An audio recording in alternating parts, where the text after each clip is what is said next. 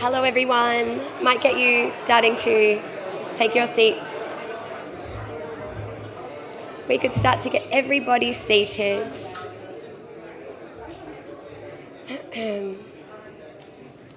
Hello everybody.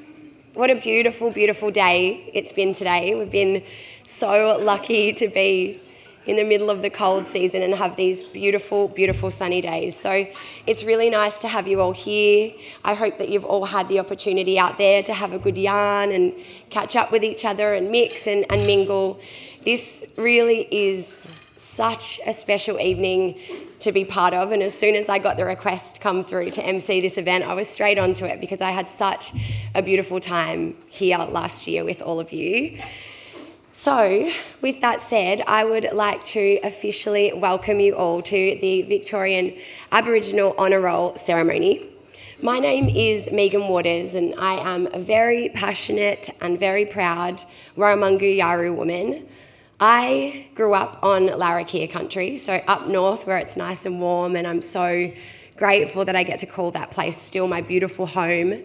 But I have considered Naarm and settled in Naarm over the last 14 years, and it is now my home away from home. So it really is such an honour to share this evening with all of you, and I'm, as I said, really grateful to have the opportunity to MC this special event this evening. I would like to just take a moment by acknowledging the Wurundjeri peoples of the Kulin Nation, who are the traditional custodians of this land that we are all gathering on this evening. I'd like to take a moment to honour their ongoing connection to this community that extends back far beyond the colonisation of this country. I feel that it's very important to recognise their ongoing connection to the land and the seas and, of course, the beautiful blue skies that I spoke about earlier. And I'd also like to take a brief moment to honour all of our ancestors for the path that they paved and for the sacrifices that a lot of them made unwillingly. We wouldn't be us without the sacrifices of them, and so for that I always pay my deepest respect, extending that to all elders past and present and all community members who are joining us in the room this evening. It's so special to be here. I would like to take a moment to also welcome some special guests joining us here this evening.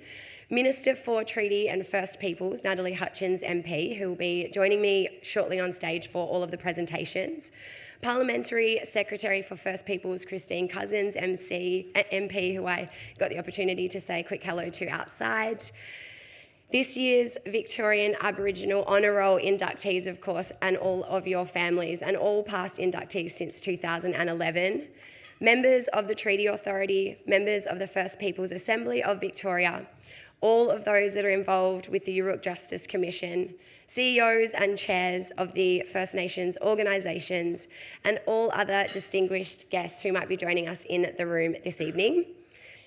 This year we have lost several well-respected and prominent elders and community members, and the impact of their loss has been profound.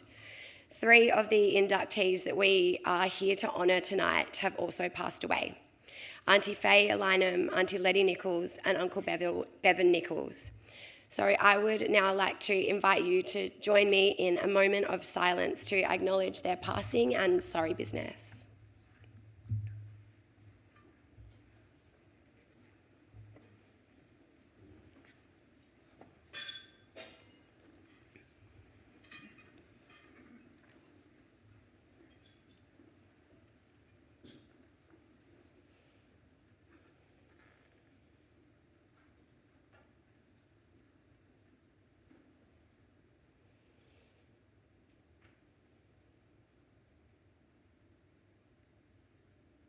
Thank you very much. The Victorian Aboriginal Honour Roll formally recognises the outstanding achievements of Aboriginal people past and present. We are building a very impressive list of inductees since 2011 and have now inducted 158 Victorian Aboriginal people. Tonight, we will honour 9 individuals and we will pay tribute to them and celebrate the enormous impact that their actions have had on the lives of so many of us, particularly for us as mob. All in all, this is one incredibly impressive lineup of beautiful people. Our first group of presentations will commence after some entertainment, which will be performed by the Nunkiri Titters. But before we get there, just a few quick housekeeping notes. The toilets, if you haven't found them, are located just outside the doors, just across the way. There will also be a photographer. I can spot her just there. Oh, sorry, no, Tiffany's just over here. So there'll be a photographer in the room. If anyone is not comfortable with having your photo taken, please just let Tiff know, and that's completely fine and totally understandable. The presentations and entertainment on stage this evening will also be live streamed. So any family or friends who couldn't be here tonight, you can let them know that they can watch from home via the link, which is on the First Peoples State Relations Facebook page. For those inductees that will be joining me up on stage tonight, please just make sure you watch your step on either side. There is a ramp up there as well if you need it. There will be some loud music played tonight throughout the entertainment, and it's beautiful to see some little ones in the room tonight as well, joining us, I think, for the first time. So for smaller ears, just a little note that is going to be part of the evening. There will be an opportunity to also get up and use this little dance floor. Last year, this was set up with tables there, so if anyone hasn't noticed yet, this is clear for a reason, and we want you to get up and have a little bit of a boogie later. Now, I am going to welcome up to the stage for the first time this evening the Minister for Treaty and First Peoples, the Honourable Natalie Hutchins MP, to say a few words. So please join me in welcoming her up to the stage.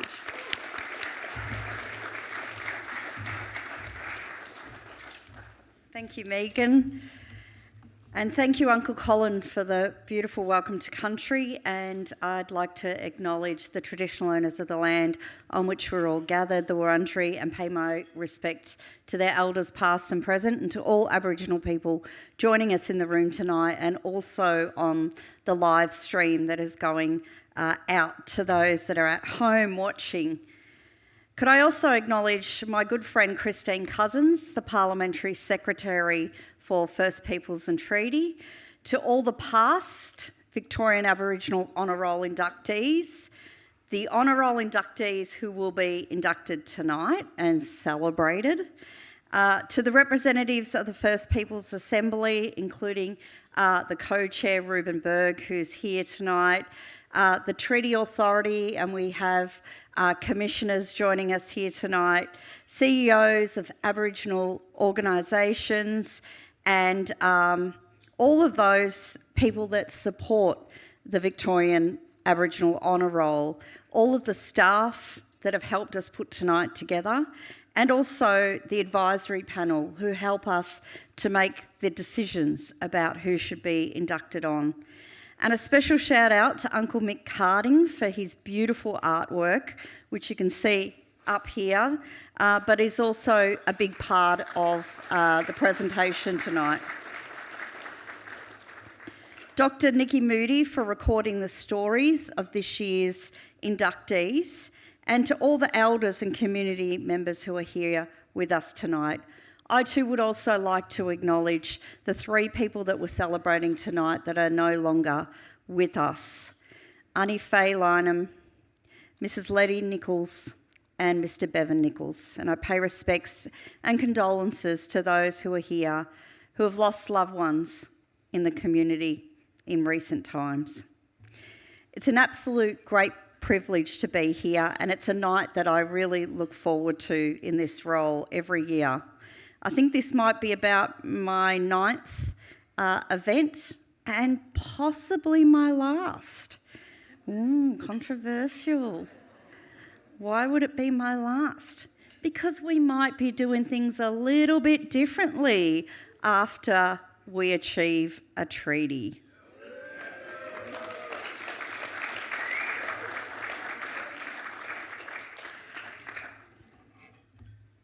I want to acknowledge the fantastic work that's been done by Yuruk, the nation's first truth-telling process that has documented Victoria's history through the lens of First Peoples.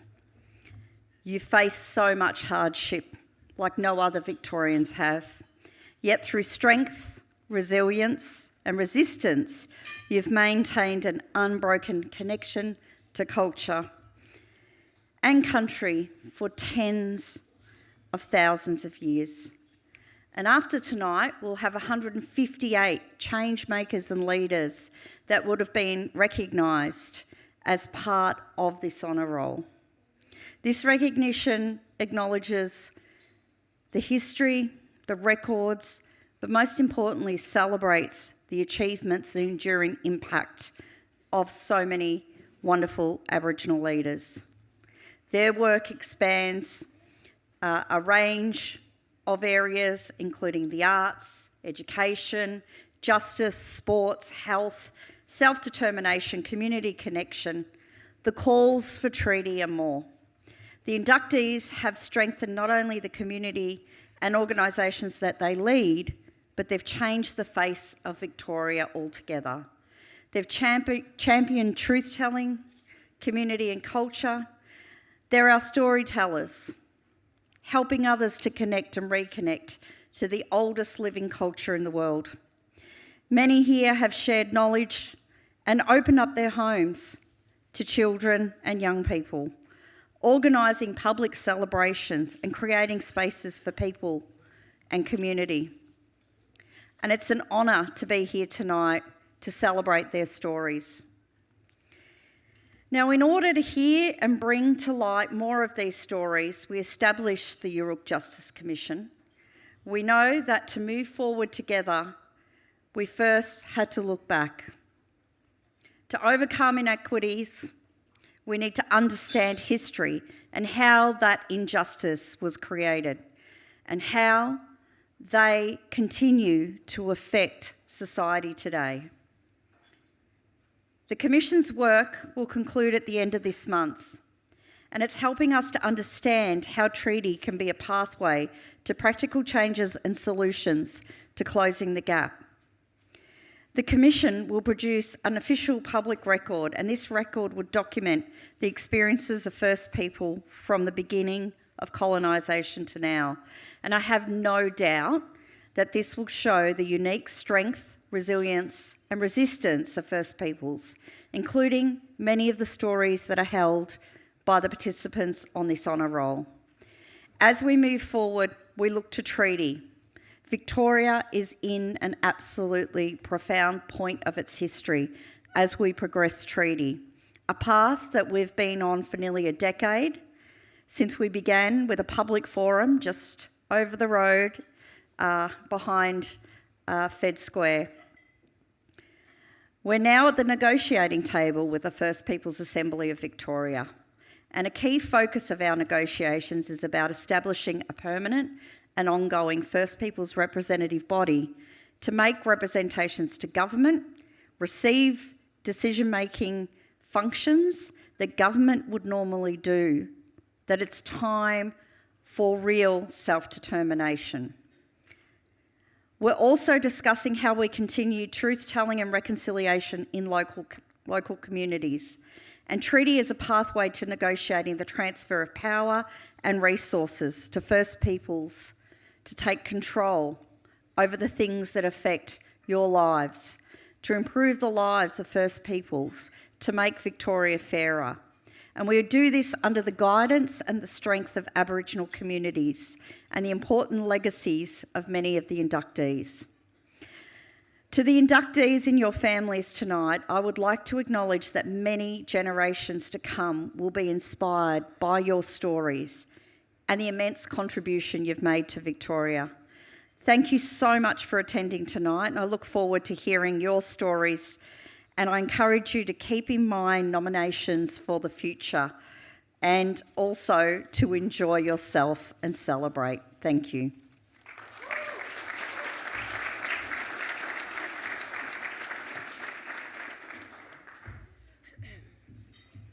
Thank you so much, Minister, and thank you for your words and the incredibly important work that you're doing as well. So again, let's put a big round of applause together for Minister Hutchins.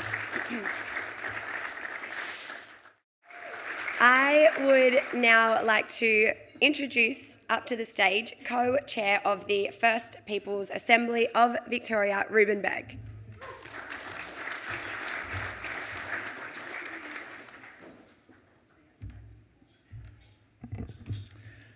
Nyapta, Nyaptu Kunijmara, Linya Miring Thanyang Punat, Wanyung Rundri Miring, Tadoro Rundri Linya, Tadoro Rundri Cocoon.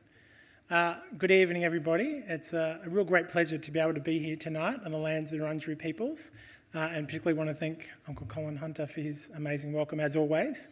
I was speaking to Uncle Colin before, and I think every time he comes and does his welcome, whether it's at events like this or large events like at the Dreamtime at the G, he does such a powerful job of representing us as a collective of all of the First Peoples when he stands up there. So I just want to thank him in particular for the work that he does. I don't have too long up here, so I want to just echo the acknowledgements that I've already undertaken of all the dignitaries that are in the room here tonight, but I particularly want to pay respects to other elders that are here in the room tonight and to former inductees onto the Honour Roll and to tonight's inductees on the Honour Roll, but also recognise Nat, Minister Hutchins there, and the work that we're doing together, not on the same side, but on opposite sides, but working together on this treaty journey. And it is a powerful treaty journey that we are on here in Victoria. I'm extremely proud to be one of the co-chairs of the First Peoples Assembly of Victoria. It's Victoria's democratic First Peoples-led body that is actually progressing the treaty process here in Victoria.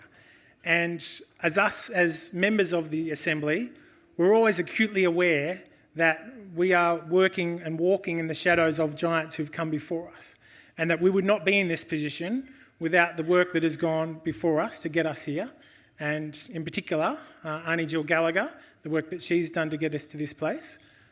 Give her a round of applause too.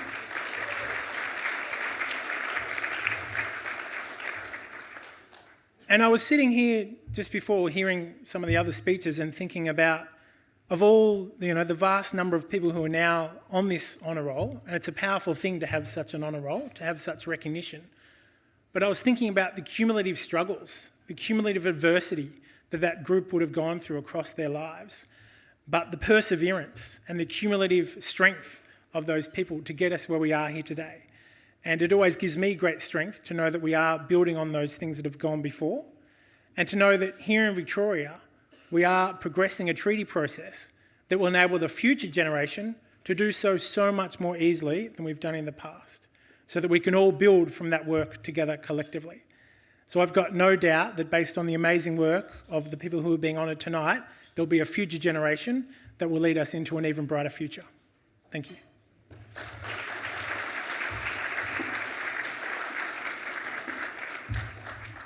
Thank you so much, Ruben, and to you as well. Thank you for all the hard work and incredibly important work that you do for us as well as Mob. Alrighty, welcome back everybody. Might start getting your bums back on seats if that's possible. All right, welcome back. I hope that you all had a chance to eat some delicious food. I certainly did, and now it is time to get stuck into the reason that we're all here, but I do just want to take a quick moment to say a thank you to James for his incredible performance. He was absolutely amazing just then. And I want to just give a mention to our beautiful Auslan interpreters who are here tonight as well, Gabrielle and Nay, so just a really big round of applause for them. It's now time for the reason that we're all here this evening, time to induct 9 very inspiring people to the Victorian Aboriginal Honour Roll. Yeah, I reckon, let's keep the clapping going. Good energy, I love it. So the way that it is going to work, just so you know the flow of the evening, we will announce the name of each inductee and ask that the inductee or their family representative come up here and join us on stage to receive their award. It's definitely open for you to say a few words on stage if you like, and there will be a short biography of each inductee that will be played as they make their way up to join us here on the stage. We will present each inductee with a certificate and a melgar for the men and a tarnuk for the women. And these beautiful artefacts were created by celebrated Tanarong artist Mick Harding. The design on these artefacts is a reflection of the beautiful artwork that you see in all of the Honour Roll booklets, and that is around the room this evening as well. It shows a range of green leaves that represent the diversity of traditional owners throughout Victoria, and the shields that float inside of them are representative of the resilience of Aboriginal people who have been here for over thousands and thousands of generations. The concentrated line work that you see represents the unique symbolism that is used by Aboriginal people to explain their connection to country here in Naarm or in Victoria. The wavy blue lines represent the ocean and inland waterways that surround and run through Victoria. The subtle arcs that run through the water bodies represent the importance of water and the relationship and responsibility Aboriginal people have to it. And as you can see, it's kind of dotted around the room as well. So I think we deserve to give Mick Harding a big, big round of applause.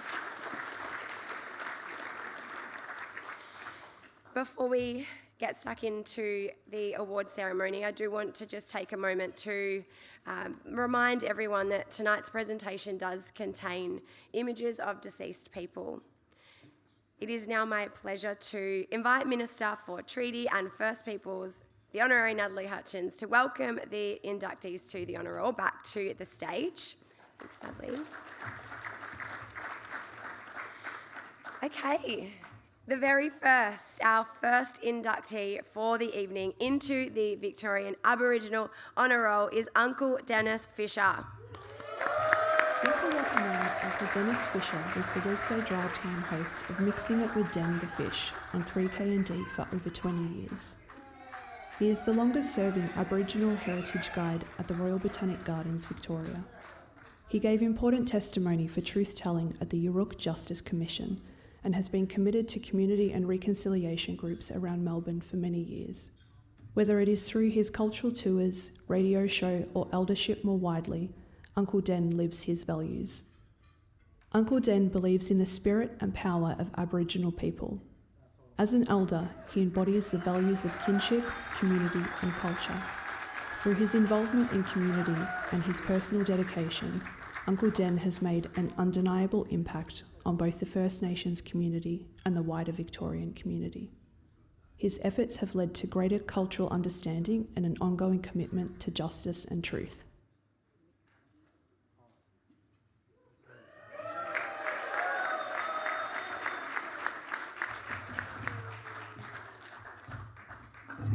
Thanks everybody, thank you very much. I come up here, but I don't know why I'm up here.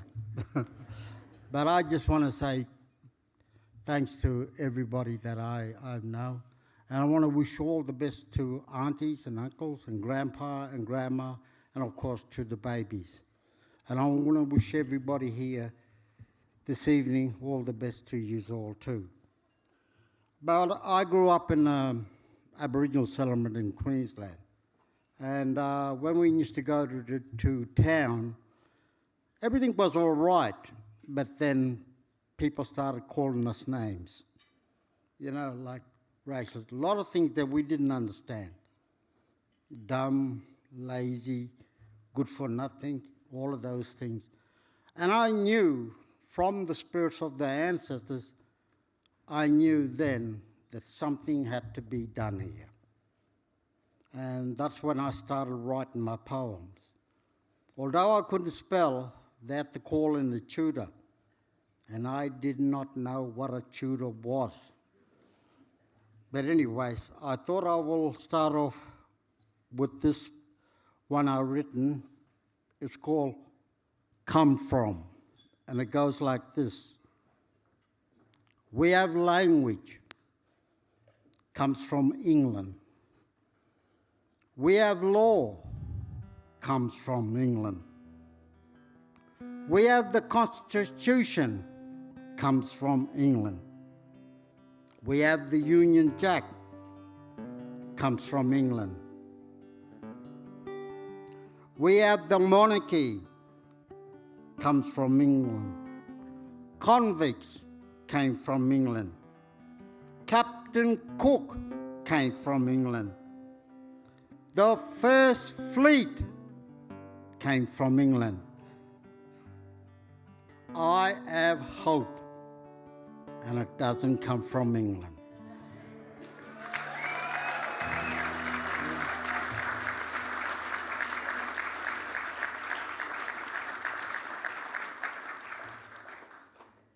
Do I still go or what?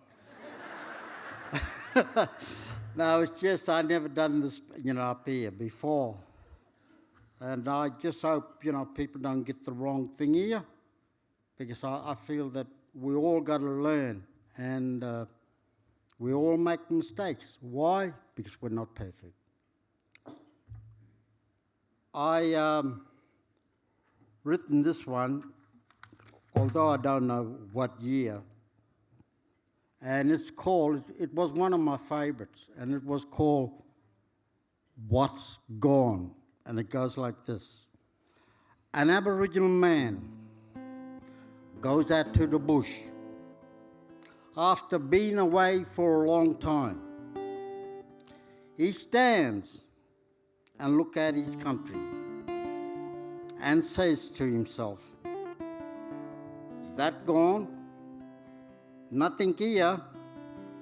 Not going to see them again. All gone. Disappear. White man goes out to the bush, stands at the same spot as the Aboriginal stood, and says to himself, I build this, rip that out, blow that up, cut those down, kill those. Yeah. What's gone? Nothing here. All disappeared. Thank you.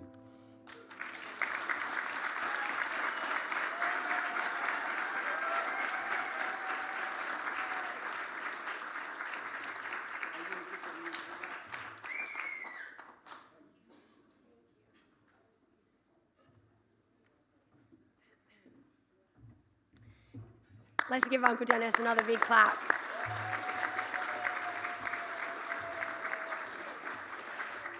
I could listen to that all day, and you would never know that you've never done that before. It looks like you've been doing that, standing up and holding an audience for a very long time. So thank you so much to Uncle Dennis for sharing your wisdom and your words, and for all that you do for community as well.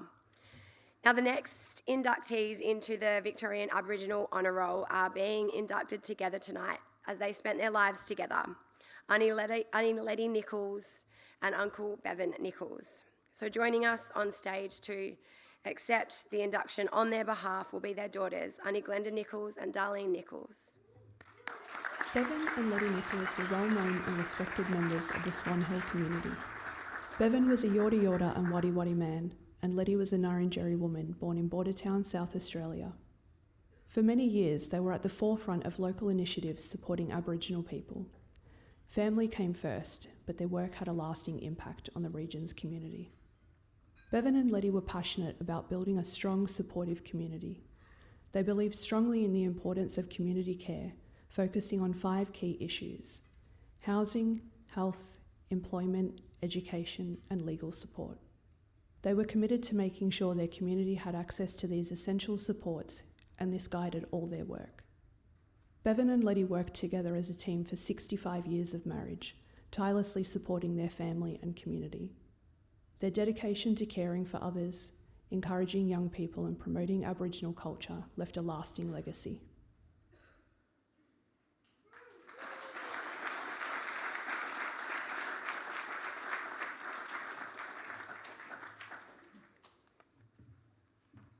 Wow. Not sure which microphone to speak into. Thank you. This is so exciting. So many stories in the room tonight, I'm sure we're going to hear. My sister Darlene and I take great pride in accepting this award on behalf of our parents, Bevan and Letty Nichols. This is a special honour that we share with other family members tonight. For the minutes granted to us, we'd like to tell you a little bit about our mum and dad. Mum Mum arrived in Swan Hill at the age of 5 years. It was sometime in the 1930s when the White Australia policy was in place. And most of you will know it was a time where half-caste children were at risk of being taken from their families and put into care. Our mum was disconnected from her country, her language and home, and brought to Swan Hill by her grandparents Christina and Robert Pinky because of this policy. Their horse and cart journey saw the family settle on the New South Wales side of the border, not far from the bridge at Swan Hill, where our great-grandfather Robert built a tin hut for them to live in, and it was known as the Pinky Hut. There's more to Mum's story, but not enough time to tell it all here tonight. Our dad was born on Cumragunja Mission Station, and Dad's life journey led him to Swan Hill, where he spent most of his growing years. Dementia is a horrible disease that caught up with our mum in her 90s. But through this, we heard that Mum and Dad met at sing-alongs under the bridge. Yeah, sadly the old bridge in Swan Hill is in the process of being replaced, and I wonder how many stories that old bridge could tell today if only it could speak, hey?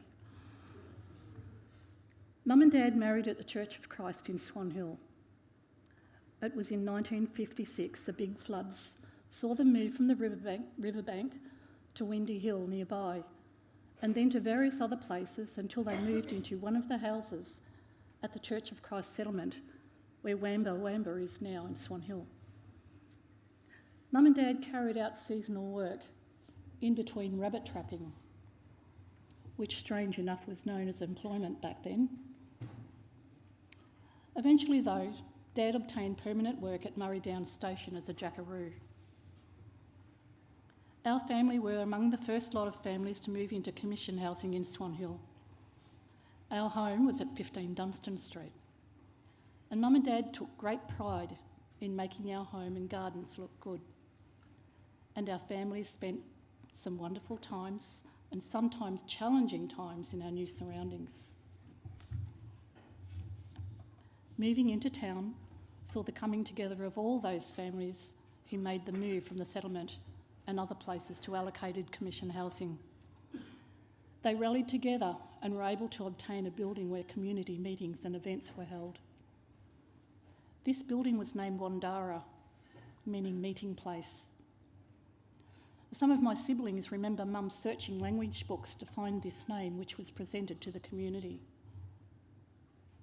Mum and Dad were known to lead a lot of community events and at times encouraged younger members of our community. They were able to do this in a way that involved everyone. No one was the leader, as they were all leaders in their own rights. And each individual's gifts shared in a way that when they were all put together, saw our community achieve wonderful things. We need to mention here special aunties and uncles whose name we remember that worked alongside Mum and Dad back then. And I know we're going to miss a couple, but these are some of the names that we remember.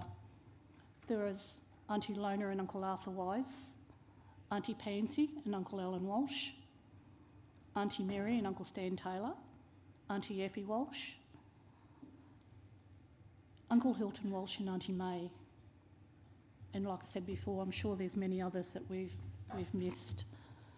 But Mum and Dad were very passionate in what they did, and they were, for us, our backbone. All these persons mentioned worked together to achieve bigger and better things for the mob in the town. Barriers were broken down, and it found many non-Indigenous people willing to lend a helping hand. Importantly though, there was always community consultation happening. As mentioned before, there's so much more to Mum and Dad's life journey, but not enough time to tell all this here tonight. Needless to say, all the while Mum and Dad worked with community, they always put family first. In their later years, they retired to Kingston on the Coorong in South Australia. In 2018, we lost our dad, and in 2022 we lost our mum. Mum and Dad had 8 children but raised 9, and the legacy that they left behind will be remembered by every single one of us. They are now together in their dreaming place. And in concluding tonight, we would like to take this opportunity to thank the Victorian Aboriginal Honour Roll for recognising our parents' contribution to community in Victoria, and also take some time now to acknowledge all the nominees tonight to the Victorian Aboriginal Honour Roll. Thank you.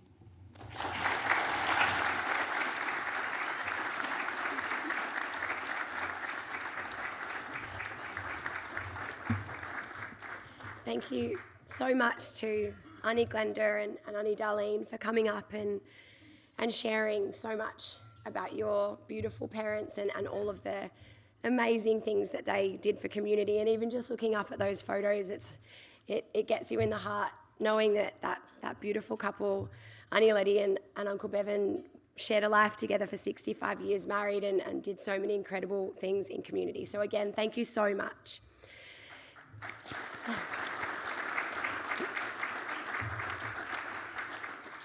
Our next inductee into the Victorian Aboriginal Honour Roll is Uncle Harry Stewart. I would now like to ask Uncle Harry to join us onto the stage to accept his award. Throughout his life, Gunai elder Uncle Harry Stewart has been a role model and a source of guidance. Passing on cultural knowledge and practices are an important part of Uncle Harry's legacy and a vital part of the community's cultural heritage. As a mentor, advocate and cultural leader, Uncle Harry has made an impact on many in the community, instrumental in preserving and strengthening Gunai culture in East Gippsland. His work in the justice system, education and community initiatives has made a lasting difference. Uncle Harry's life work exemplifies the power of culture, community and taking care of those around you.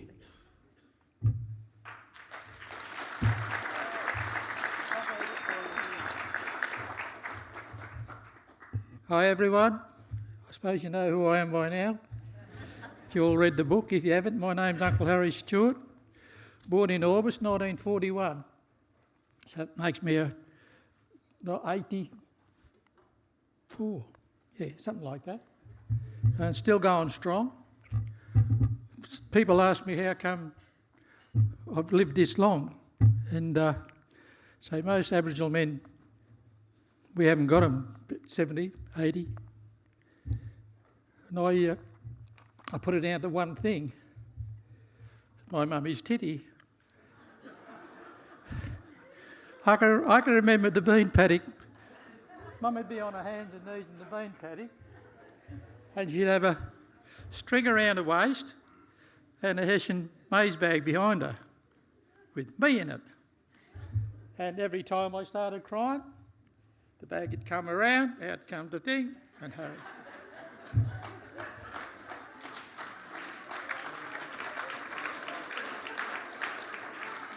So that's just the way it was. It wasn't only my mum, it was sort of, that's the way it was back in the 40s, late 40s and early 50s. Yeah, so that's one of the reasons I think why I've lasted this long.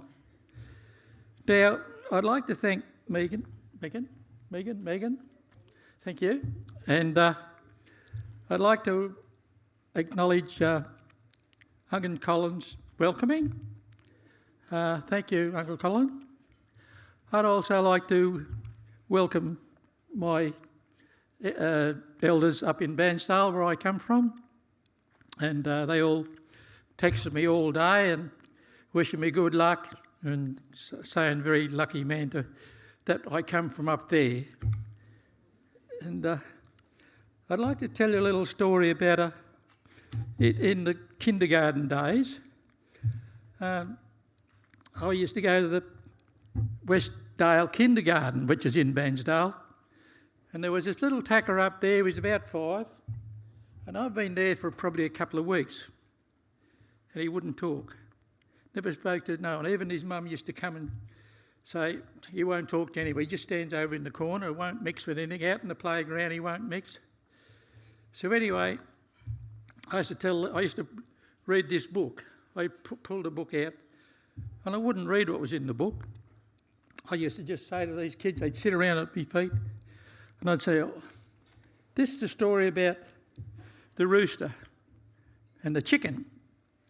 Now I said, the chicken was chasing the rooster down the road, saying, come back here, don't you go pinching my eggs, and all my ladies, you just leave them alone.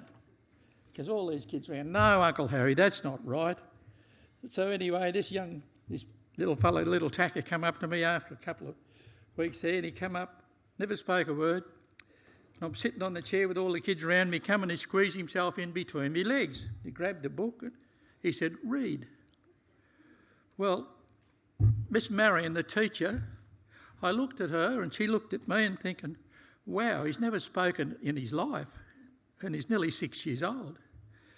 So anyway, I got the book and I was doing the same thing. I was reading all these silly little stories about the book. And he said, no, Uncle Harry, that's not right. You've been silly.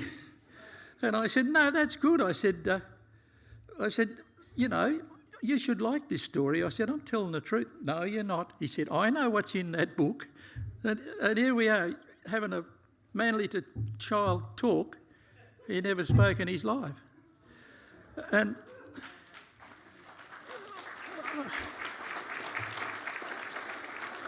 so I don't call that an achievement. I call that coming from the heart and the spirit and respect. I used to always teach the kids at school to have respect for their mum and dad, their elders, always call them uncle and auntie, doesn't matter, whatever. I said, you have to have respect. I said, otherwise, up there, that man up there, Jesus, I said, he's going to come down, he said, and he's going to probably slap you one day and you won't know where it come from. Anyway, they looked at me and said, you sure about that? Is there a Jesus up there? I said, yes. I said, he's been up there for years and years and years, longer than our ancestors. And what's an ancestor? I said, all our aunties and uncles. I said, all our ones that are gone, all the ones that are not here. I said, he looks after them up there, I said, of a night time, if you look up there and see all those stars, I said, that's all our aunties and uncles coming out to say they're still alive. They're still up there. They're in spirit. And they're coming out at night time to say hello to us all. So when you go out tonight and all the stars, they look up at the stars and say, hello, Auntie, hello, Joyce. I said, just say hello, I said.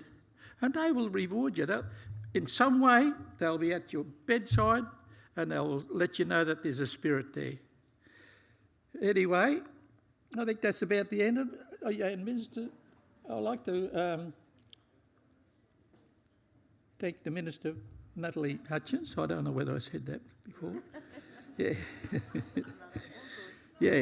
Yeah. So, like I said, my years as working as an elder at the kindergarten was all about teaching our culture. I'm right into being our Aboriginal culture and our future. And let's get the treaty going, eh? Why don't we work on that? Yeah. Thank you very much.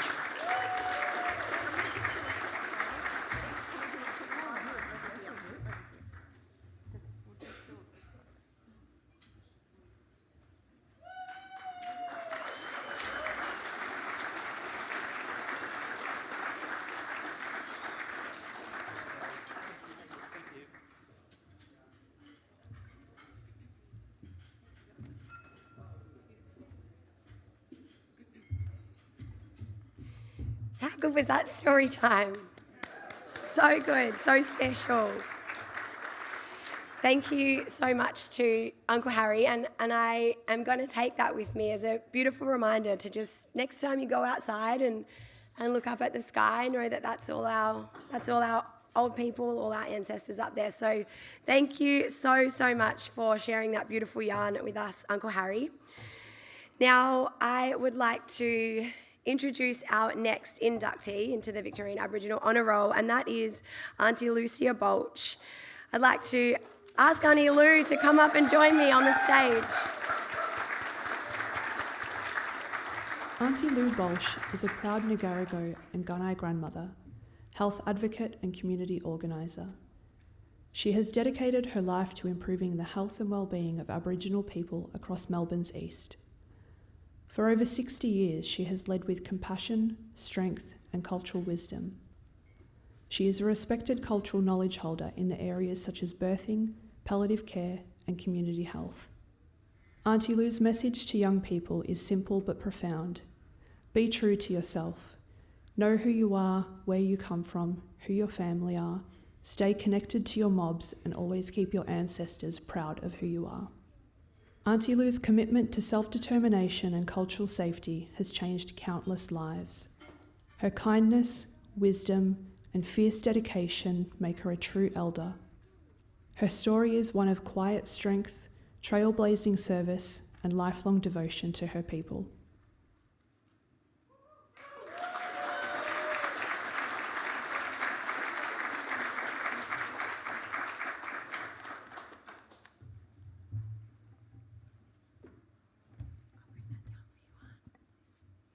Thank you. Firstly, I feel very honoured to be here, and I thank Marilyn and Rachel for my nomination and those who submitted letters to support. Of support Mina, Janet, Chloe, Heather and Desina. Thank you. I also appreciate the presence and support of family and friends who are with us tonight. Thank you. And in addition, I would like to express my gratitude to Georgia and Kat and Nikki and the staff of First Peoples State Relations for their unwavering efforts and dedication in bringing this amazing event to the inductees, their family and friends. And while I'm standing here, I'm going to take the opportunity to share a story and acknowledge the exceptional Aboriginal elders and women of Orbost, Numaralla and the surrounding districts of East Gippsland who had a great influence not only in my life but the life of so many others during our years, our childhood years of the 1940s and 1950s. My grandmother Dolly, my mother Noli, cousins Jenny and Kathy, the remarkable aunties, the elders and all the women who lived on our beautiful Snowy River Gunai country.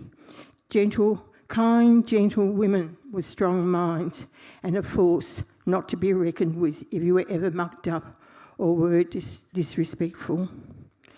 The women mostly had large families and were hard workers, picking beans, peas and maize for a living.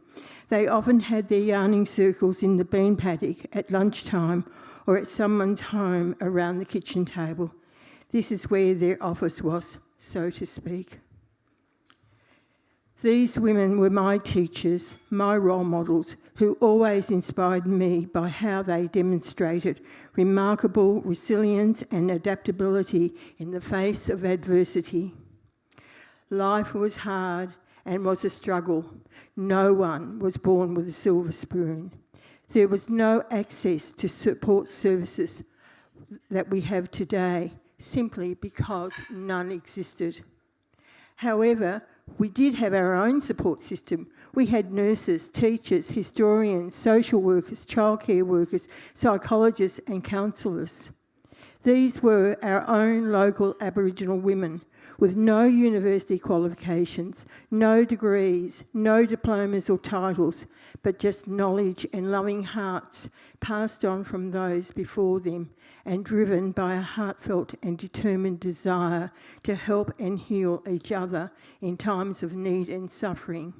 When one suffered, the community suffered. That was the way it was. Self-determination and cultural safety were terms you never heard of because they too never existed. Yet the people just knew how to determine their lives by making their own choices and living their lives the best way they could by how they were taught. They also knew how to stay culturally safe by being protective and supportive of each other and living closely together in the towns, the riverbanks or the bush camps. They knew who and where their support group existed, and that was found within the mind and hearts of the community. These women embodied the principles and values of caring, nurturing and sharing, supporting each other through times of pain, grief and hardship, to bring healing and comfort while coping with the prevalent racism and poverty that existed.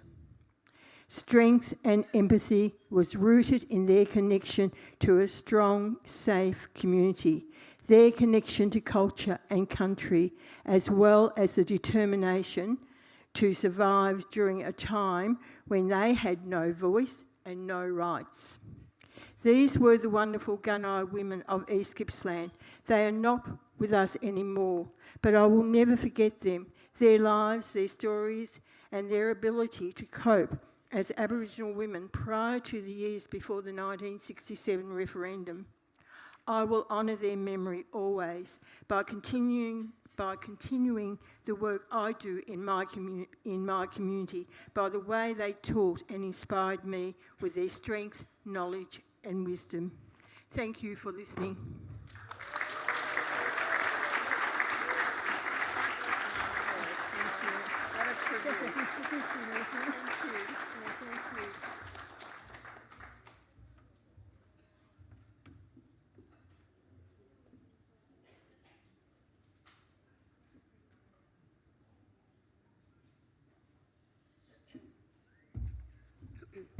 Thank you so much to Anilu, and again, as a younger person, I stand at the side of the stage and I can listen to our elders, our community leaders talk all day. It's so beautiful and so powerful to have the opportunity to hear from them. And something that really stood out for me from the bio, which is what I want to read out one more time because I think it's an important message, is be true to yourself, know who you are, where you come from, who your family are. Stay connected to your mobs and always keep your ancestors proud of who you are. I think that's so beautiful. So thank you, Anilu.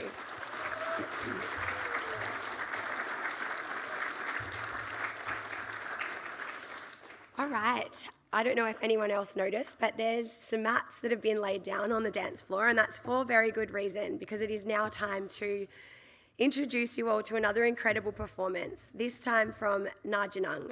Ngarrnjunung Circus is a First Nations-led company creating powerful work that reflects the next generation's social and political perspectives. Their performance tells bold stories that challenge how we see contemporary Australian society. So today's performance features Johnny Brown and Lucia Richardson. I'm very excited to see this, so I think we should all put our hands together as we welcome them to the stage.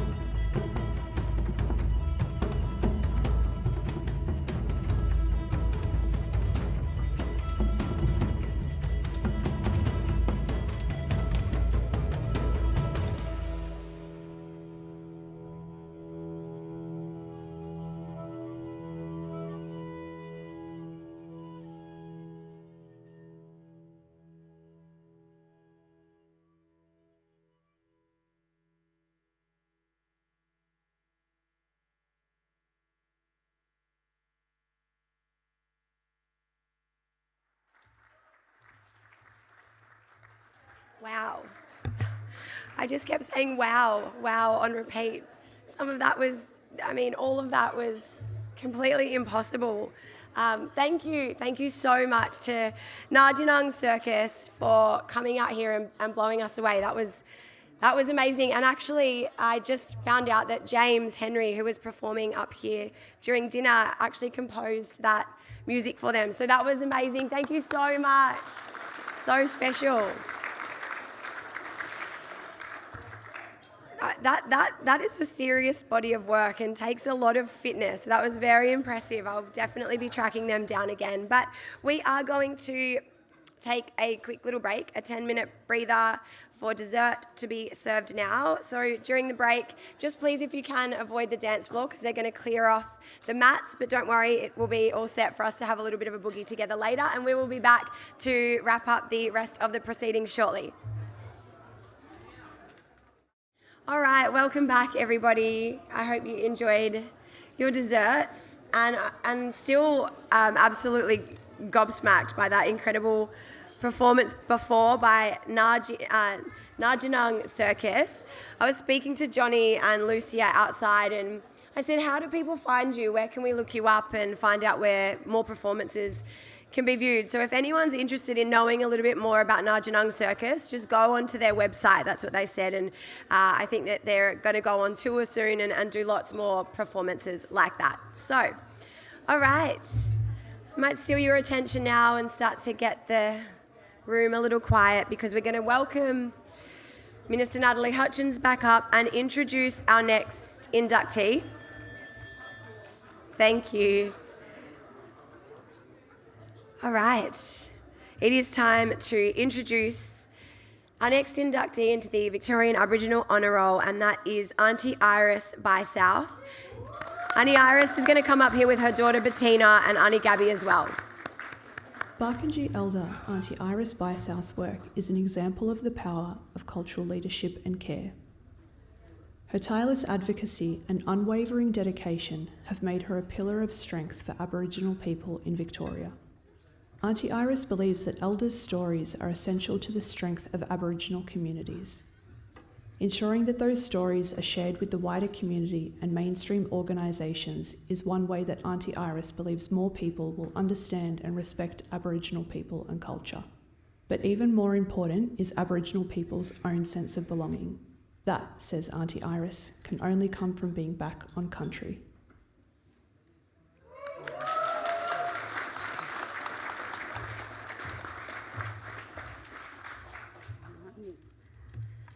Nai, Kumakul Wutalana, Badip. Good evening, ladies and gentlemen and children. Right. So Mum's feeling overwhelmed and I'm feeling overdressed.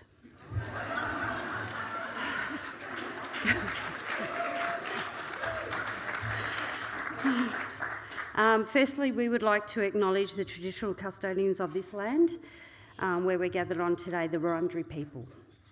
And we would like to also pay our respects to the elders past, present and emerging, and all Aboriginal and Torres Strait Islander people here tonight. Mum would like to acknowledge the stolen generation and ask that we remember and to honour those that we lost, those who never made it home and those who carried their stories in silence. It is with a full heart that I accept, Mum, accepts this honour. Being inducted to the Victorian Aboriginal Roll is something she never imagined, but she accepts it proudly on behalf of her community, her family and every person that she's ever had the privilege to walk alongside in her work.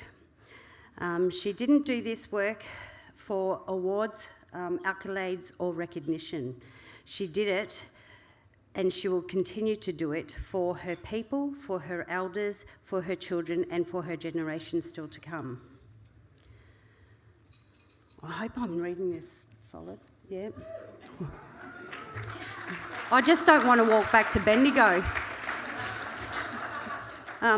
Much of Mum's life has been dedicated to healing, not just hers, but the healing of her people.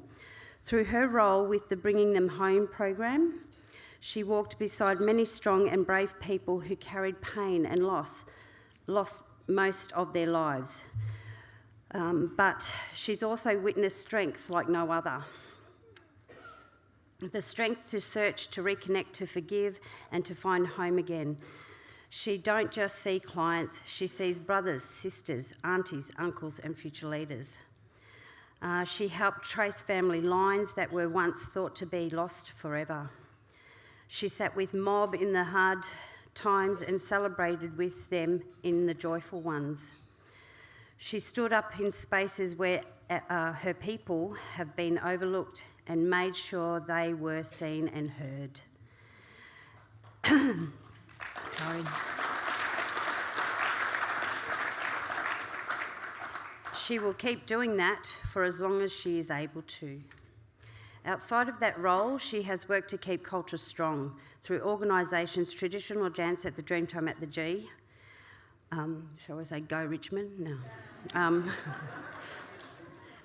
Being a life member of the Dandenong Aboriginal Cooperative, and most importantly, by showing us and the young ones what it means to be proud and grounded in culture.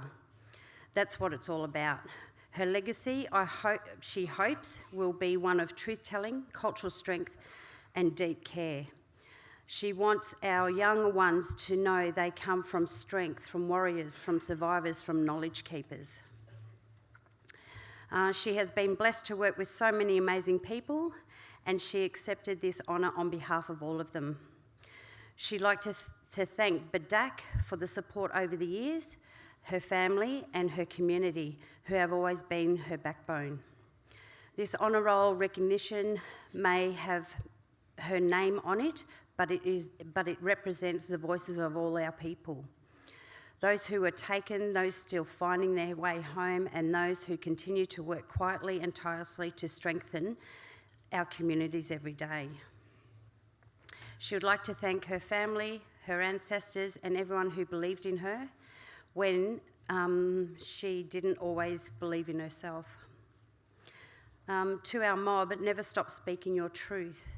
Never stop walking in culture, and never forget who you are and where you come from. Her identity is our strength, our stories are our power, and our culture is our guide. You want to read that? Okay. She'd like to thank from the bottom of her heart, and she's truly humble to receive this recognition. And I would also like to say, for all the Aboriginal honour rolls here today, you've not only inspired everyone, but you've inspired me and you've empowered me to live that legacy on. Thank you.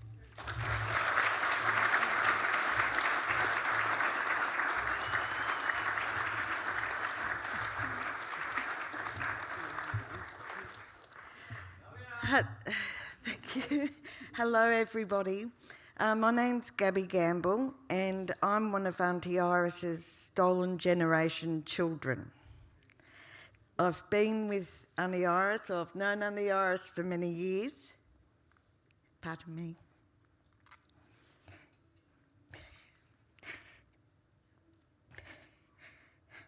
And she's the mother I didn't have. I thank you. She's such a strong person. No matter what's going on in the background, she's always there with a smile, weird sense of humour. And is able to put even the fiercest person back in their box with a smile on her face and walk away with her integrity intact. For that, I thank you. And congratulations to everybody else. Thank you.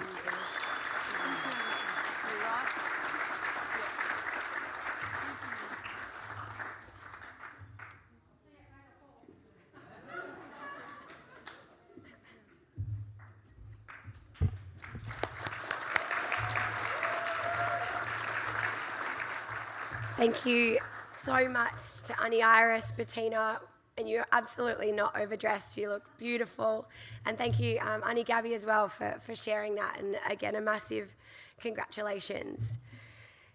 Time to introduce our next inductee up to the stage, and that is, is Annie Faye Leenham, but on behalf of Annie Faye Leenham, who is obviously not here with us, I would like to ask members of Annie Faye's family, Jenny Greenwood and Graham Briggs, to come up to the stage and accept this incredible honour on behalf of Annie Faye. Yorta Yorta elder Auntie Faye Lynham's legacy is defined by her strength for her community. Her advocacy led to tangible improvements in the lives of Aboriginal people, from recognition of the stolen generations to the development of culturally empowering services. Her impact is reflected in the lives of young people she mentored. Auntie Faye's family and community carry forward her values of resilience, cultural pride and social justice. Auntie Faye's leadership has helped make sure that future generations will be connected to their heritage. She inspired many people to embrace their identity and be proud of who they are. Her life was a testament to the strength of Aboriginal survival and the fight for justice. Auntie Faye lives on in the hearts of everyone she loved and cared for.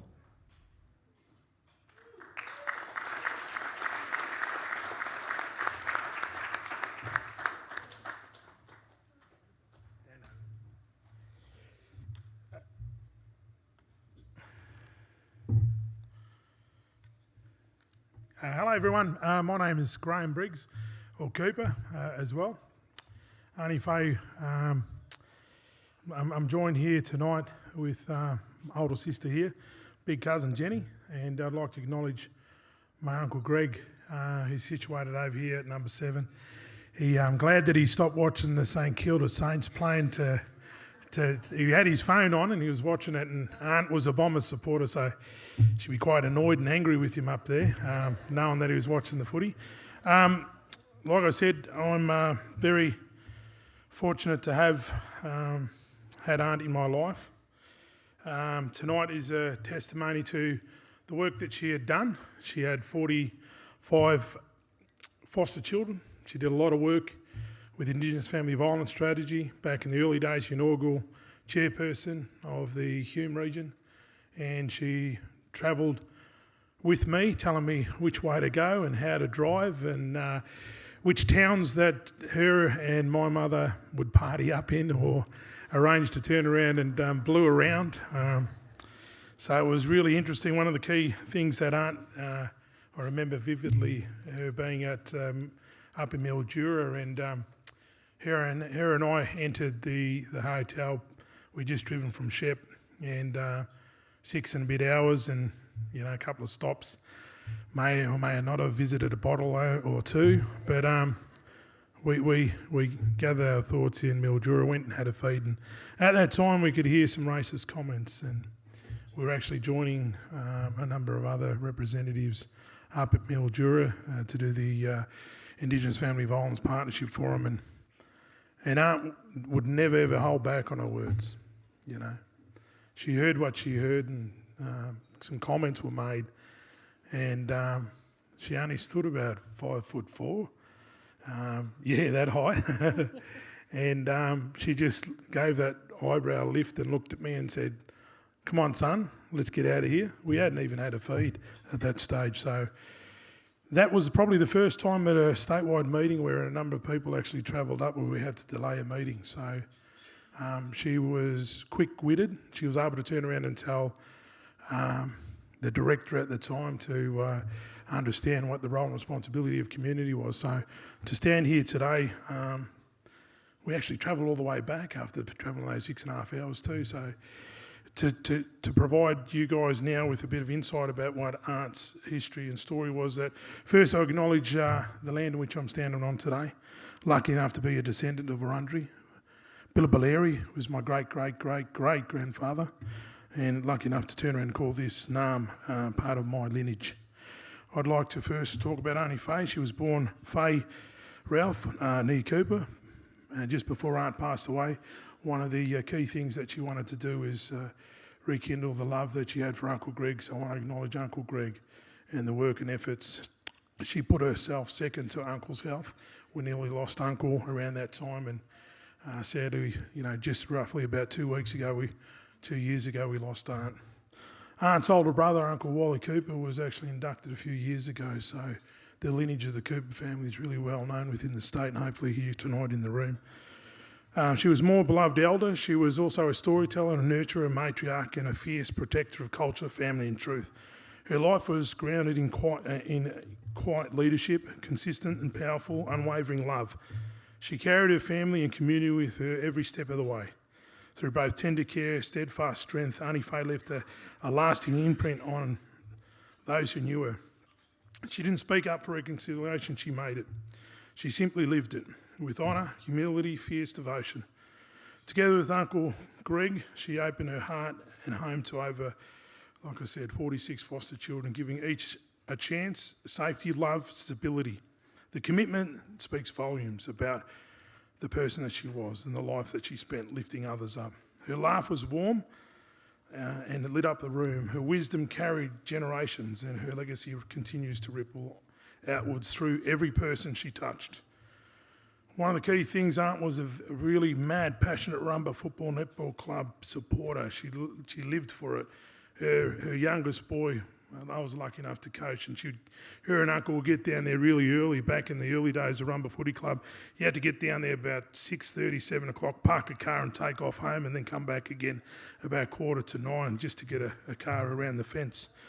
Uncle Greg was saying how important it was for the family, and she breathed Rumballara, and it was more of a sporting club to her. She was, it was her sanctuary when she returned back to community there in Shepherd. And it gave her space, light, and also to connect. She was a Koori educator, so she spent many a time seeing, the senior footballers who ran around on the footy field and the netball court because she cared for them at Wilmot Road Primary School as a Koori educator and/or fostered them.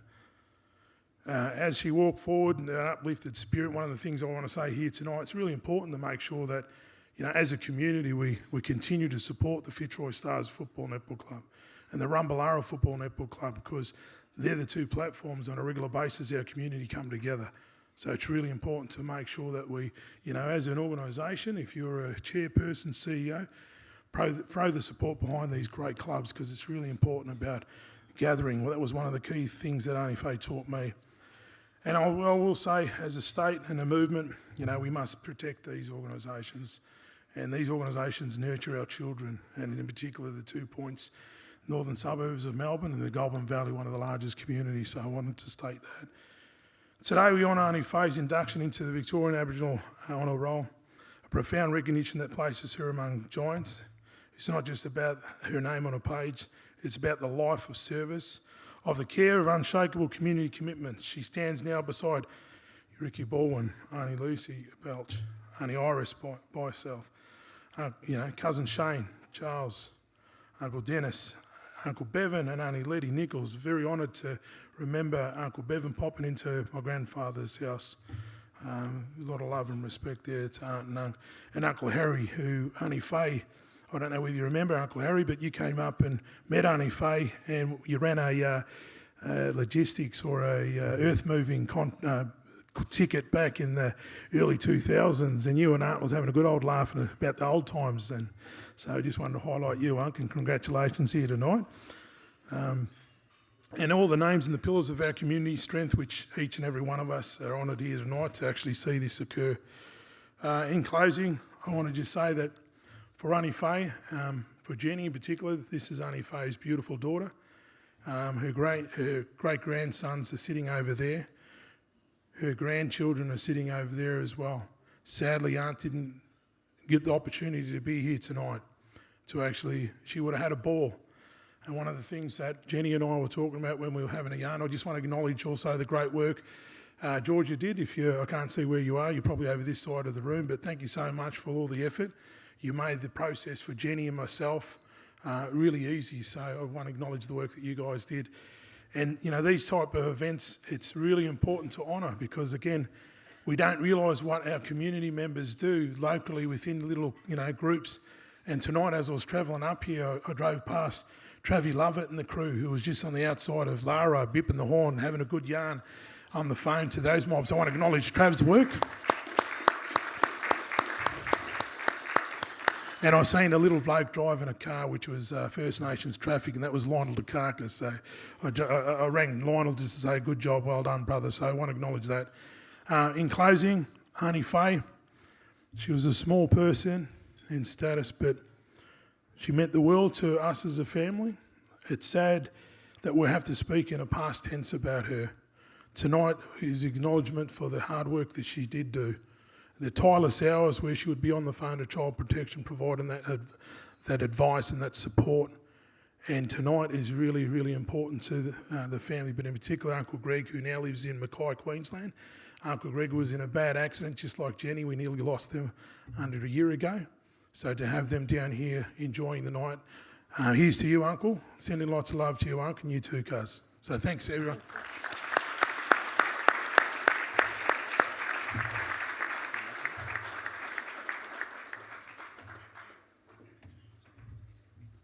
Thank you so much to Graham and to Jenny for coming up here and accepting this incredible honour on behalf of Annie Faye. As Graham mentioned, what an incredible woman that she sounds like, and I'm sure that she'll be celebrating up there. So, again, thank you so much to Graham, to Jenny, and Uncle Greg as well. Very, very special.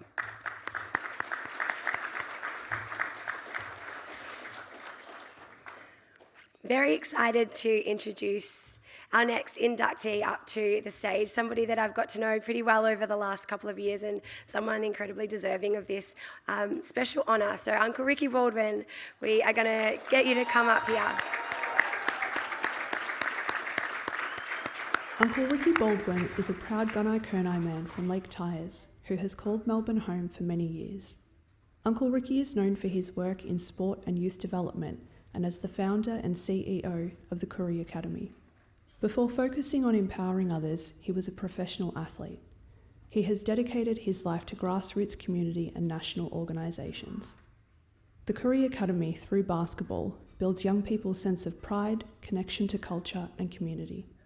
Ensuring that young people's voices are heard and their needs met is one of Uncle Ricky's main goals.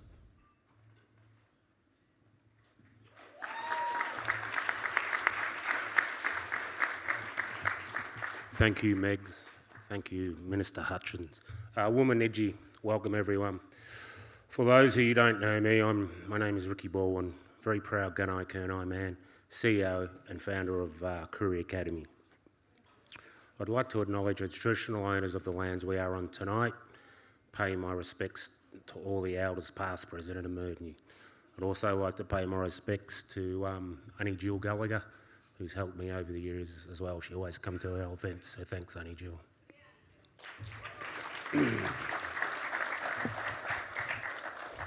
I am deeply honoured to stand here before you all tonight, being inducted into the 2025 Victorian Aboriginal Honour Roll, alongside so many amazing members of our community who have been inducted before me and who I have shared special connections with over the years. This is pretty special. From an early age, childhood, I have many fond memories growing up at Danny Co-op with Uncle Reg and Nanny Walter Blow, who helped start the Danny Co-op. Some of these fond memories include family days at the Danny Police paddocks. My mum, who we lost last year, Mum won the Bundi throwing competition 2 years in a row, so we had many beautiful memories there. And then we were on, me and my brother and Brian Walker, we were on the first ever Moomba float back in the day, so that was pretty special. And then going to the Doveton hostel with Annie Winnie. That hostel was haunted. Our home was like a hostel, as many of, with all the mob used to come and stay with us, including, and some of the childhood memories we have with Mama Morgan, great Auntie Angie, the bingo queen. She used to scare the shit out of us. She'd sit on the end of our beds and tell spooky stories, and me and my big brother could never sleep at night. I've also grown up with elders such as Auntie Caroline Briggs, Auntie Zeta Thompson. Auntie Zeta was with me for the past 2 nights with the Indigenous All-Stars. you know, all these years later, I end up working alongside them, which is pretty special. Me and Auntie Zita did a cultural education session with the Baker Heart and Diabetes Institute, and she said, "Ricky, do you remember when I used to come and pick your mum up when you were a little boy?" And she'll take my mum out for pamper days. So there's so many beautiful memories. All these elders above have taught me a lot about cultural practices and protocols, but also about giving back to community and building strong relationships with community orgs.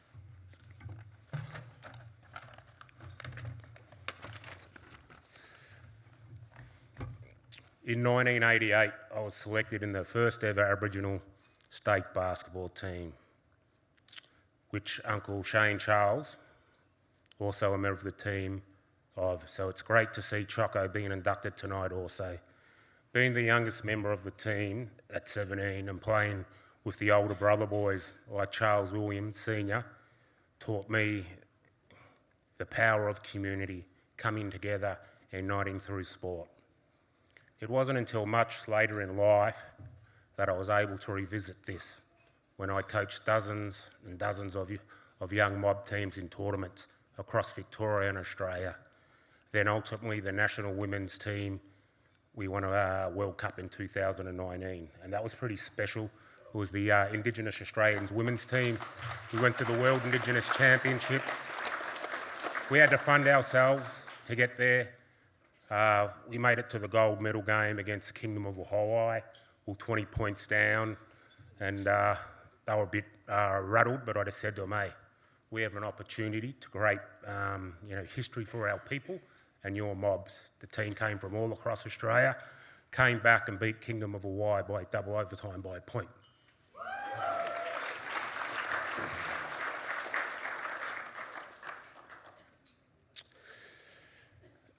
In 2019, Koori Academy came to life. We travel across Victoria running basketball clinics combined with cultural workshops and community events to engage the kids. And despite COVID, we grew at a rapid rate. Koori Academy are a small not-for-profit with a big footprint across Victoria, and now I'm proud to say we're going across Australia.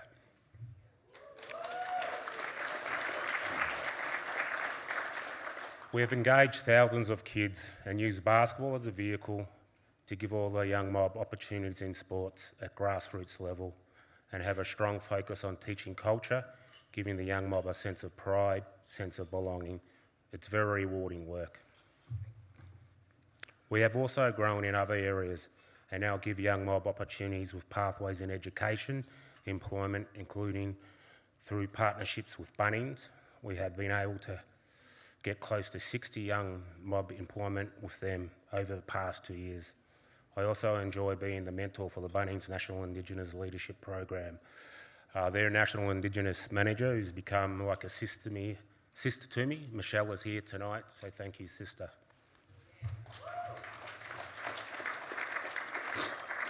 Our growth has come from many people believing in us, the work we do, and this has resulted in some wonderful partnerships forming and people walking the walk with us.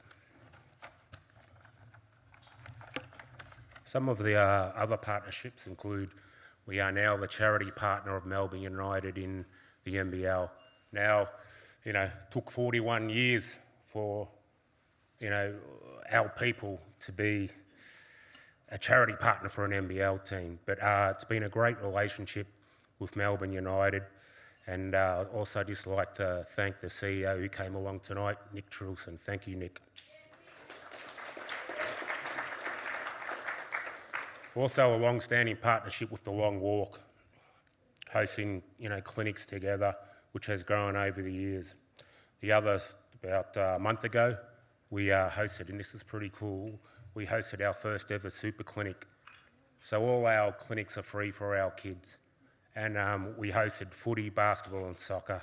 It was a deadly clinic, and we'll be doing more of these in the future, because I believe all kids should have an opportunity to play all sports, not pigeonholed into certain sports. Some of our partnerships have always helped us fund with the thanks of Pitcher Partners, a big accounting firm. And this just came about that I sent thousands of emails out, and Pitcher Partners came back to us, and you know, I'm very grateful for that partnership, because over the past 18 months, we've paid for 80 young mob to play sport, and we've sponsored many of the teams to play in tournaments across Victoria, such as Yordi or the Turtles, the Blue Wrens from my Gunai country.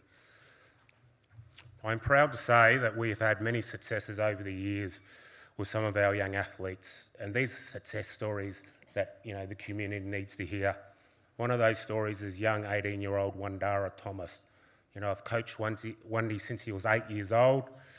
He got selected to go to France in a world one-on-one competition to represent Australia. And just of last night, he got selected in the Australian Indigenous All-Stars team. Well done, Wendy.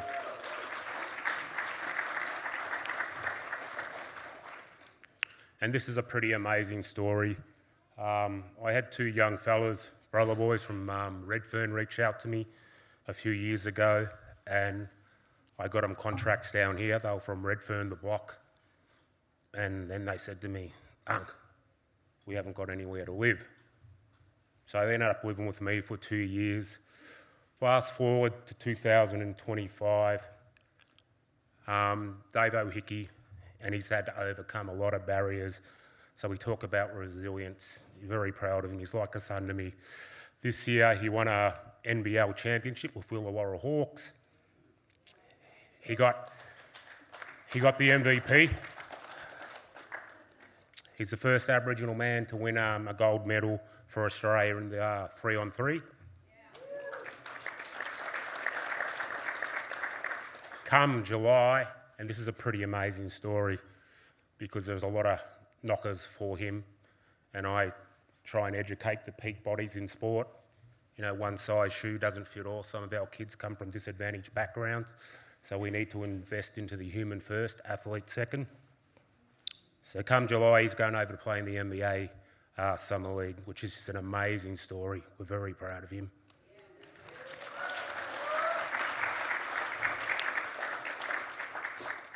I've been advocating for our young people now for well over 20 years when it comes to equality and inclusion, because we all know too well in this room there's a lot of barriers for our kids, and when it comes to inclusion, we need to do better. And I'll be doing it for the next 20 years. I want to thank everyone who has supported me on my journey. My partner, Natasha, who walks beside me in life and the academy. My dad, Greg Baldwin. My three beautiful children, Tristan, Bianca and Talia. And we talk about heroes. My uncle's here tonight, my Uncle Lenny. What he's overcome. He's my true hero. And I love you, Uncle, and thank you for coming tonight.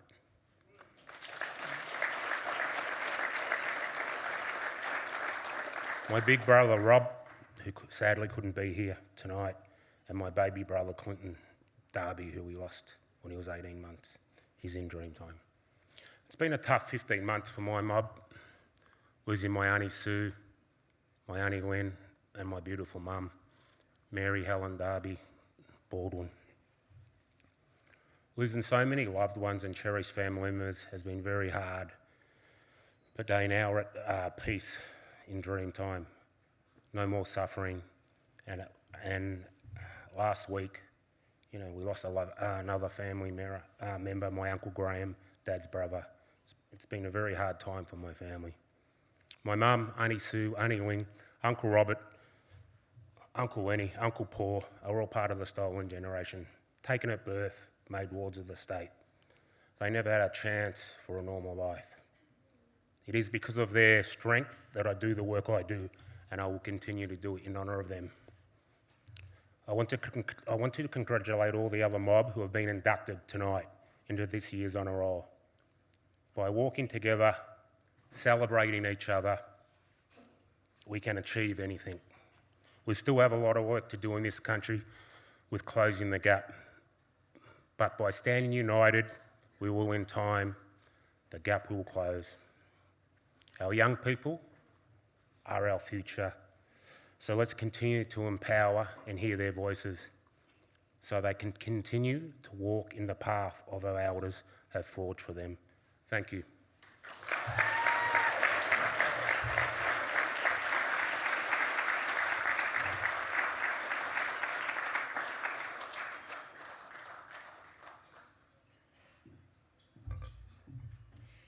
Thank you, Unc. Incredibly honoured actually to have been able to connect with Uncle Ricky through the Korea Academy. I got the opportunity to meet some of the kids, and truly sport is a vehicle.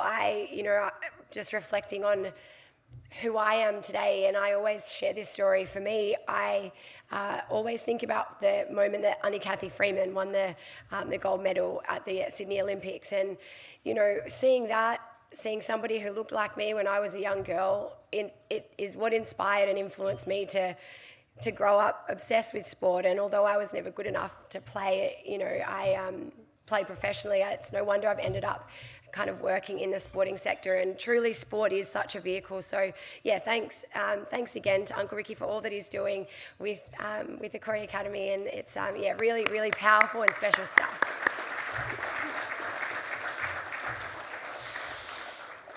The next inductee and the final inductee of the evening is Uncle Shane Charles. So please join me in welcoming him up to the stage.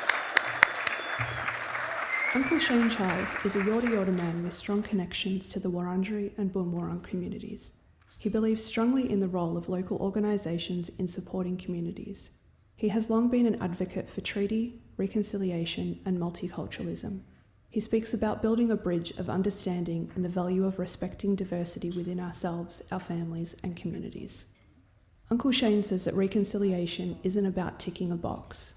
Reconciliation is about building our capacity to understand each other and build relationships. Reconciliation grows our ability to be creative and imaginative. It is about finding new opportunities to work together. Uncle Shane's wisdom continues to help many people walk the path of reconciliation and treaty.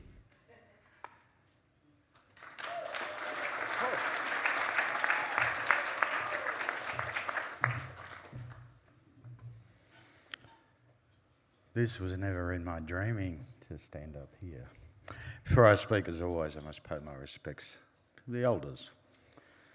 And when I talk about that, that goes back over 125,000 years of connection, of creation. Time immemorial. That's what I was taught. Paying my respects today to the elders. We're still fighting for our sovereignty, we're still fighting for our voice. And we're fighting for treaty. This will be a legacy for our youth. It will take 7 generations for it to be complete. I'd also like to pay my respects to Minister Natalie. It's been a pleasure over the years working for you, actually, and I got to say, she would have to be the best minister we've ever had. Seriously. I remember a conversation a few years back. I think what was I working on? At the time, might have been the governance program or the Lake Tyres audit to return control back to community. I remember you said there was 2 things you wanted to do when you got into government. The first one was to put our flag on Parliament. And I think from memory it took 7 years for you to do that, so I congratulate you. Wasn't it? Must have been another one. 2 years, oh well. Did we have drinks that night? No, just kidding. But it took 2 years to do that, and then the other piece of work you wanted to do was treaty. I honour you for your commitment to our people. I stand before you as a proud First Peoples. You know what, I'm schizophrenic. Over the years, since I was a kid, I was Aboriginal, I was Indigenous, I was Aboriginal Torres Strait Islander, I was First Nations, now First Peoples. Can we get a bit of consistency across government, Natalie? That would be good. That would be good. We call us one name, not so many. even though we're many mobs. I'd also like to pay my respects to the elders in the room. Those that have been nominated. I mean, I don't do what I do for things like this. We just do. We get up the next day, and it's challenging to walk in two worlds, carrying that load. The cultural load on both sides is challenging. I guess I think back over my reflection, and I grew up with a very strong cultural family. I remember the days when we were one people. We weren't divided.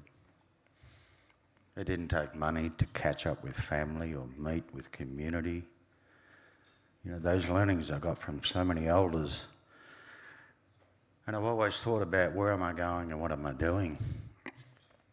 And it's those elders of the past that have steered me in the direction that I needed to be. To give you an example of that, I guess, you know, growing up, been the last family. I want to acknowledge my mum, Auntie Marlene. 44 years in education. They made her retire. She didn't want to retire. So, I thank you and am blessed to be one, your son, and all you've taught me in terms of education. I want to pay my respects to I've got two daughters here, my granddaughter, Tamara, who I'm so proud and happy that she's landed at Box Hill Institute and she's doing some amazing work in education. So we're following the footprints of our elders. My youngest daughter, Georgia, you are, my world, and my granddaughter, Serenity Rose. And who else have I got at the table? My sister, Stacey, my niece, Jada. Con, he's a ring-in in the family, so... And the beautiful people that I've been working with for many years, Honey, Leanne, Clark, so inspiring in your work in education and the work we've done together. Joe, you're the, what is your title? You're the Community Engagement Officer, I think, at the Bowery Theatre, so we've been having some amazing conversations. And Joe, being non-Indigenous, has been working for MOB for a long time and supporting us, so you're one of my big supporters in the city of Brimbank. I guess, I didn't get any sleep last night. This was like maybe I had to go to court or something. I was nervous. Do I write something down? I thought, no, I'd never written a thing down in my life. Right, so I said, just go with the flow, as I usually do. But, in my reflection, it took me back to a lot of the elders. I remember Rainey Caroline telling me I was one of the last of the great teachings of that cultural time. And that every single person that I reflect on and in the work that I've done with the governance nationally, in the work I've done down at Waganga, the amazing journey being a part of the Lake Ties audit team to hand it back to community for control, right? To work in education for nearly 20 years and be able to share the oldest living culture on the planet. One day it will be worth something. It's worth knowing, it's worth respecting. And in my reflection, the first thing that I was taught was our law, L-O-R-E, and that first one being respect. So when I talk about respect, there's 4 parts to it. Respect for the self, for your own spirit, your own words, your own actions. Respect, acceptance of what was taught to me, of how we do things, the pedagogy and how we learn, also the pedagogy and how we be. So the second part is always respect family, extended family, and more importantly, Mother Earth. The second law is acceptance. No ifs, no buts, you accepted law. The third one was about the relationships. What do you see when you look in the mirror? Do you like what you see? What do you want to see? I guess that came in handy with a lot of the work I did at Waganga with our men, bringing them back to who they are and where they come from. Because if you didn't know who you were and where you came from, how do you know where you're going? These are the teachings of those gone before. before me, so many elders. I remember a time sitting on the veranda of Grayson Avenue, and my nan was going to church, and I remember Uncle Doug coming to pick her up. And off they'd go, and every now and then they'd drag me along to some sort of meeting, sit down there and shut up and listen. Old school. And, you know, I guess when I think about my journey, you know, I don't do anything for me, I just do. You get up, no matter who you are, where you come from. You know, there's an opportunity here. And like Uncle Dennis said, we live in hope. Hoping that someone will get it, hoping that someone will understand, hoping that there will be an opportunity for community to build capacity, to build the pathways for themselves, for their families, for their community. And those opportunities, you know, I went to school and I was taught that I was discovered by Captain Cook. Well, I won't say too much more about that. And you know, but yet it was this. The colour of my skin. You'd be proud of that no matter who you are and where you come from or where you're going. You'd be proud of it. Stand tall. We are not a deficit race of people. We never were. In this contemporary world, we have to manage so many things. Some days you want to give up. Some days I just want to pack the car and go fishing. Some days I don't want to come back. But what I've learned is that how country is healing. How that water in the river is in my veins. And it's a magnet pulled back to country, and I have to connect to cleanse my spirit. And how my heart's encased in clay, the very earth we walk on. Our DNA is in the soil as it is in the water. And there's an untold trauma in our spirit, and that's because when we see country sick, we have a bit of that sickness within us. The third one was about that relationships. Relationship you have with your own spirit. And more importantly, the relationships you have with family and extended family, and how you keep them healthy. How you keep that relationship healthy. You know. And that this relationship connection that we have with Mother Earth, we have to keep that. We have to look after that. And I guess that narrative is a lot of the narrative I was giving, you know, when I went to Switzerland to the World Indigenous Dialogue Conference and talked about country is important. Country's in us. Country is a part of us. Country defined us as a people. And then when I went to New Zealand to see the amazing journey of their treaty, to see that it is possible. There is hope. But we have so much to do within our own communities to be able to achieve that, as well as still working with the likes of Minister Hutchins and the government. You know, our journey's been one step forward, 2 steps back, 1 step forward. That's what I call that government shake a leg. Right, we got money, yeah, we're dancing. Oh, we haven't. You know, it's that journey we have, but yet, if we could bottle the resilience that we have, we'd be trillionaires. And then before the white man came, we were trillionaires, rich in culture, rich in knowledge, rich in wisdom, and rich in country. The last one is about the responsibilities. You always be responsible for your own words, your own actions. You are responsible for family. Family come first, we all know that. You have a responsibility for extended family. And yes, our biggest responsibility is to Mother Earth. So my work has been guided by my elders. Uncle Doug sent me to Lake Torres to help when he went down there and stopped it, marched and stopped it from being closed.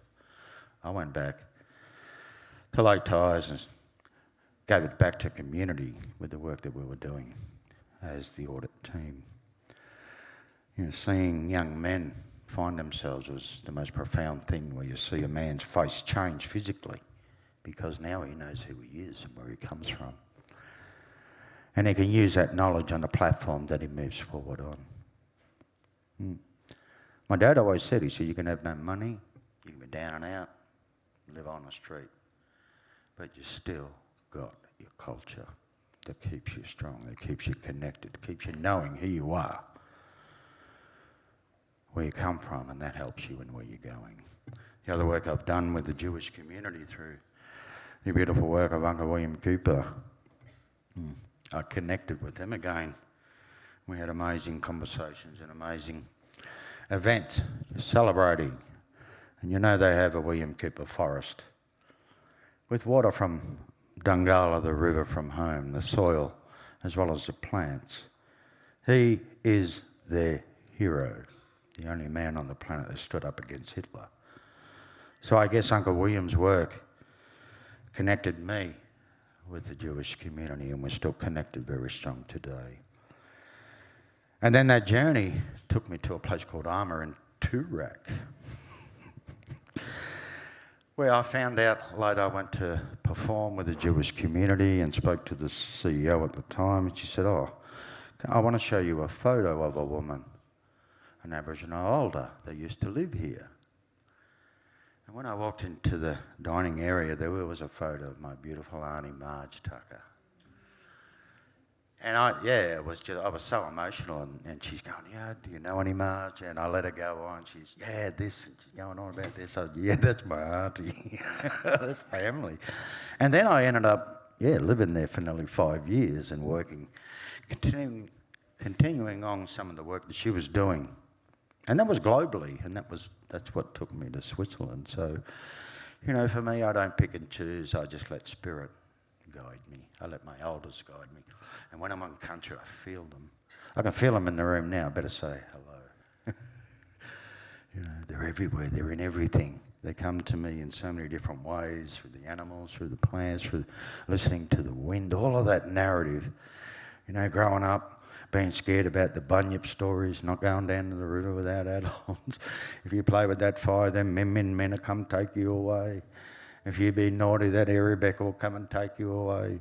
All these stories, and I guess in time, I've started to put the puzzle together. But I was always taught we have a lifelong journey of learning ahead. We all have a responsibility. We're all placed in front of each other or in spaces for a reason. So I just follow what Spirit tells me.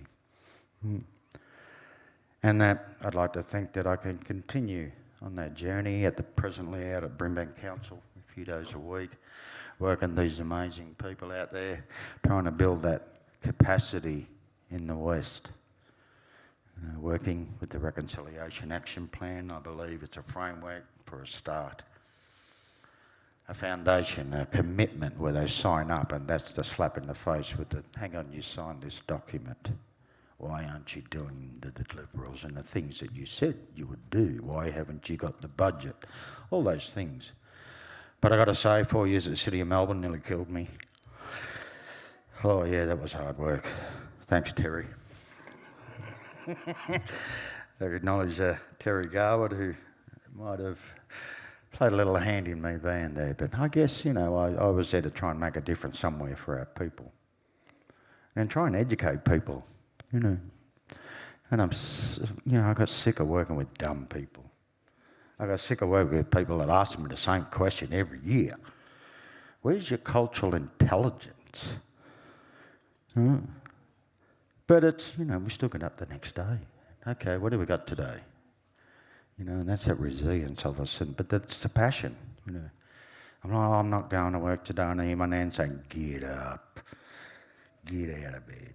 Come on, time to turn up, time to try and make a difference somewhere. Many days you want to cry myself to sleep because I'm just tired. My body's tired, my spirit's tired. But I think of my elders. I reflect on all those beautiful elders. Not only my own, but those that I've worked with out, you know, sat in the dirt at Nullumboy with. Sat in the dirt at Wadeye, 5 hours west of Darwin, and had the last remaining elder beg me for help.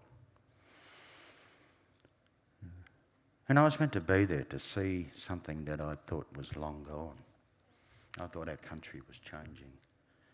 And to hear the stories, and it's about that relationship and sitting around and have a yarn, the simplest thing. So I use that model to just sit down and have a yarn, have a cup of tea, and we create all sorts of magic. So yeah, I want to thank State Relations for, I guess, there is one person, Jamie Lee Lyons, my reconciliation officer, bless her. Unfortunately, she's on sorry business, so she couldn't be here tonight, but it was her crafting and Joe's crafting of putting my application in. So thank you, Joe, and thanks Jamie Lee, and I wish her the best on sorry business, as I wish all mob on sorry business the best. I think I'm out. I think I'm out. You know, I was meant to bring my dish, but in a rush, being late, I left it. So anyway, and we keep getting up, we keep presenting, we keep building, you know, that opportunities for our community. And I know that in my time, it wasn't the same as my parents or my grandparents. I know my kids in this time is different to my time, and it's better. Right? It's better for them, it's better for our communities. And we're crafting something that is going to be better for the nation. Thank you.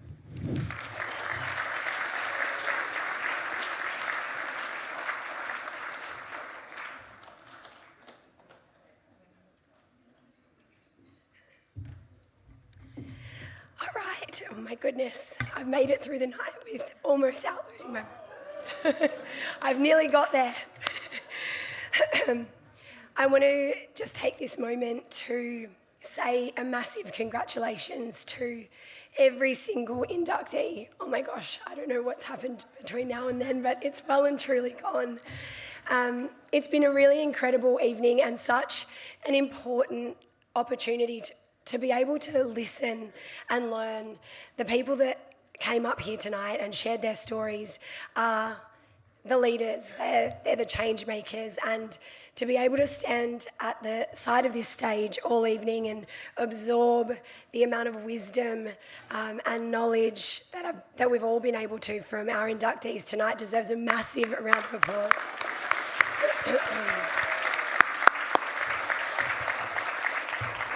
This pretty much concludes the evening, but I do just want to say before everyone gets away that all of our inductees, we'd love to get up to the stage just after we wrap so we can get a photo. Tiff's going to take a photo of everyone. We obviously didn't get the opportunity to go through everyone's entire bio. So on your tables, there are the booklets to take home, and it's amazing reading material, so make sure you dig into that. I believe the table decorations, the floral arrangements you're able to take those home as well, so try not to fight over those. It's been a really special evening tonight. Thank you so much for your time. James is going to come up and play some tunes. We're still here till about 10:30, so thank you so much. I'm going to go and have a lozenge now.